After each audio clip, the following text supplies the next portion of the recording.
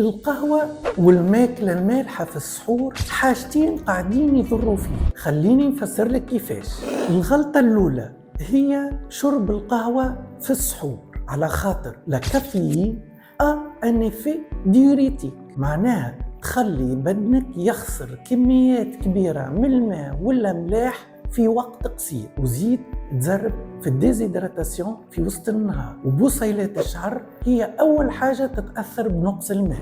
والغلطة الثانية هو كي تكثر من الماكلة المالحة كيما الجبونات ولا لا شاركوتري، على خاطر الملح يخلي بدنك في حاجة لكميات كبيرة من الماء باش يلقى الإكيليبر متاعو. وكي تشرب برشا ماء في السحور الملح يخليك تخسر فيسع في أول سوايع الصيام، ويخلي بصيلات الشعر تشيح من شطر النهار. والريزولتا هي لا شوت دو شيفو اللي نشوفوها شهرين ولا 3 شهور بعد رمضان، واللي متسبب فيها الكافيين ولا الملح. وزيد لا ديزيدراتاسيون اللي الاكسيلير لو ستريس اوكسيداتيف وتخلي البصيلات يدخلوا في مرحلة مبكرة من الراحة. ونصيحتي ليكم المرة هذه سهلة، تجنبوا على قد ما تقدروا شرب القهوة والماكلة المالحة في السحور، وخذوا الحاجات اللي تعاونكم باش تبقاو إدراتي كيما الخضروات والغلة، سورتو البنان والتفاح،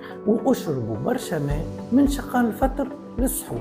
وانتوما إذا تعرفوا شكون ياكل برشا ماكلة مالحة ولا يموت على القهوة وما ينجمش يستغنى عليها، ابعثوا له الفيديو هذه ممكن تفيدوا.